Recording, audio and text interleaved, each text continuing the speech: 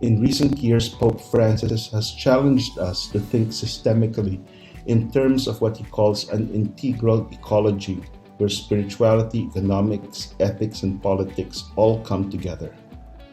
As you engage in your service learning projects, I invite you to think of service learning in a different way, as a training ground for learning to integrate your spiritual, professional, and political life.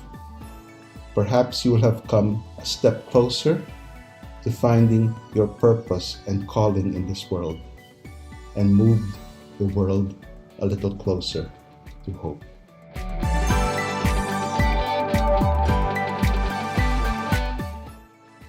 The first module under the creating phase is spirituality and service learning.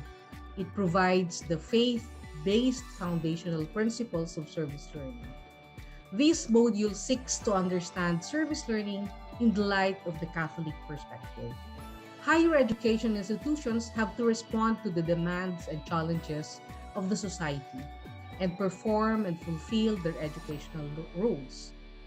Schools steeped in social justice develop individuals not only capable of achieving their educational goals, but also equipped to address injustice in society and dedicated to promoting the common good. In this understanding of the common good, we accept the duty of making ourselves a neighbor to the poor and actively serving them.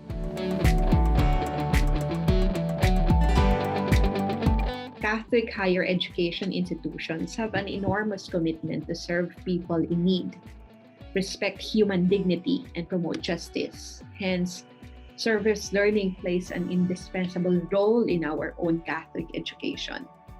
Service learning holds promise for the development of students' understanding of their academic disciplines and commitment to civic responsibility.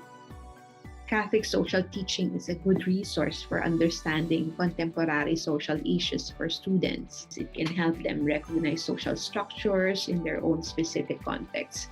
They can easily understand and practice service and justice, which are both central to the Christian faith. Bringing CST as a lens to analyze social contexts can actually help students not only to appreciate the Catholic social traditions, relevance to contemporary understanding and actions, but should also allow them to think of possible ways to act for themselves and the society.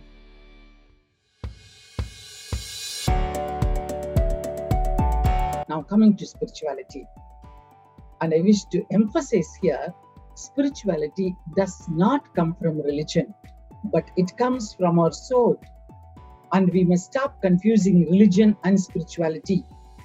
So spirituality is not a theology or an ideology, but it is a simple way of life. And this is precisely how we depict service learning. The teachers impart knowledge in the classroom, and this classroom knowledge is taken to the community and it is integrated with the community service. And then the students are taken through a structured reflection during which the competence is developed. And therefore, SLCO should ultimately lead us to a professional development and personal development. An important dimension of personal development that's happening in service learning courses is the spiritual development, where the student develops intrapersonal and interpersonal skills and use the outcomes of spirituality as competence to be developed.